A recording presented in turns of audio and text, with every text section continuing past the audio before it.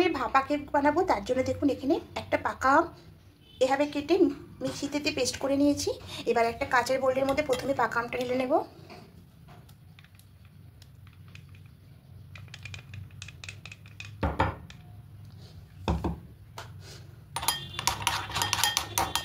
এবারে ফের চিনি নিয়ে নেব। আমি প্রত্যেকটা মাপে করছি, মাপটা দেখে নেবেন।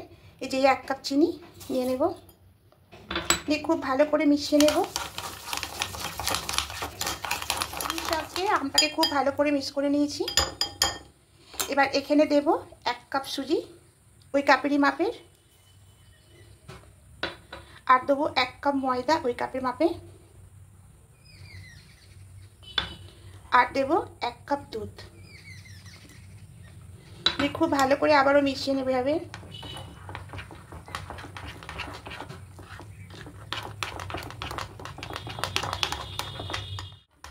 খুব ভালো করে মিশিয়ে নিয়েছি। এবার এখানে দেব সামান্য একটু লবণ দেব, আর এখানে দেব 1 চামচ মতো বেকিং পাউডার, আর সামান্য একটু দেবো, মানে 1 চিমটি মতোই নেব বেকিং সোডা, দিয়ে আবারও খুব ভালো করে মিশিয়ে নেব।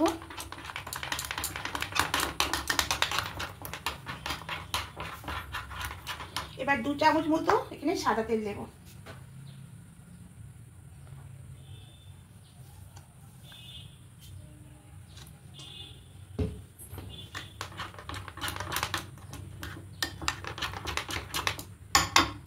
এবার হ্যান্ড উইস্ক করে খুব ভালো করে এটাকে মিশিয়ে নেব।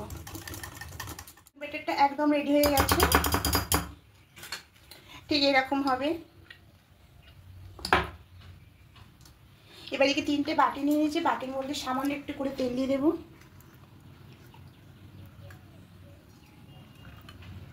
এবার খুব ভালো করে মাখিয়ে নেব।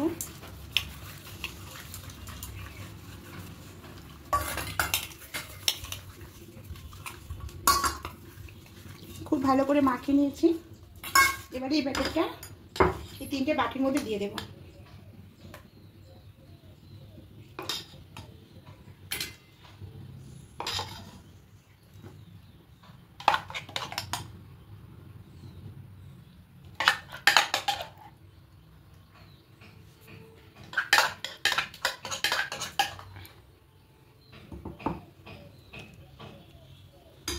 ভালো করে ঠুকে নেব।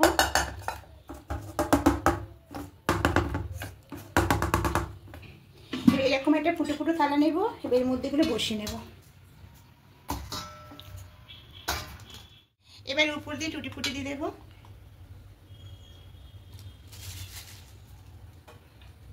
এখানে যে কোনো ড্রাই ফ্রুট আপনারা দিতে পারেন।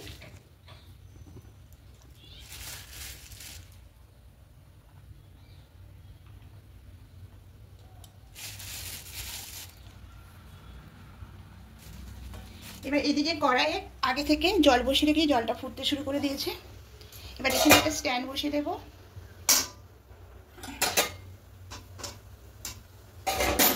এবার এই থালাটা এখানে বসিয়ে দেব।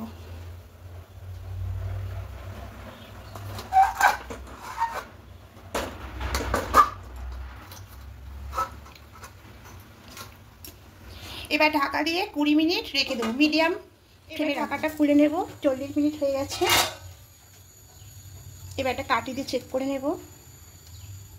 দেখুন একটু লেগে থাকছে না, সবগুলোই দেখে নেব। সবগুলো দেখুন একটু লেগে থাকেনি, তার মানে কেকটা হয়ে গেছে। মোটামুটি 40 মিনিট লেগেছে। এবার গ্যাসটা অফ করে এটা ঠান্ডা করে দেখুন। ঠান্ডা হয়ে গেছে। এবার কেকটা খুলে দেখাচ্ছি। যেহেতু আমার ব্যাটারটা কম ছিল তার জন্য কেকটা একটু কমই হয়েছে, আর যদি বেশি হতো তাহলে এটা ফুলে উঠতো। আমি অনেকটাই কম দিয়েছিলাম, তাও দেখুন কতটা সুন্দর হয়ে গেছে। এবার খুলে দেখাচ্ছি। এই দেখুন কত সুন্দর হয়েছে, এমনিতেই উঠে আসছে। তো এইভাবে করে প্রত্যেকটা নিয়ে নেব।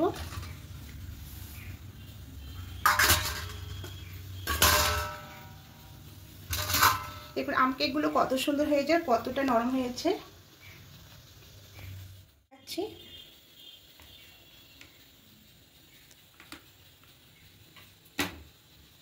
দেখুন বন্ধুরা কত সুন্দর হয়েছে।